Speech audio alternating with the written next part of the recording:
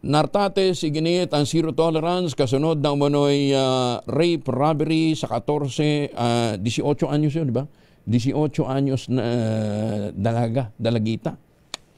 Ay, sus, may ano ba nangyayari sa Pilipinas? General Tating. Detalye na balita mula kay General Parosa, RH52. General, good morning. Kuya Angel, muling binigyang diin ni Acting PNP Chief, Police Lieutenant General Jose Melecion Nartates Jr. ang umiiral niyang polisiya laban sa mga mapang-abusong tauhan ng Hanay. Kasunod gaya ng pagkakaaresto sa ilang tauhan ng Drug Enforcement Group mismo na inareklamo ng pangahalay sa isang grade 9 student sa Bacoor, Cavite.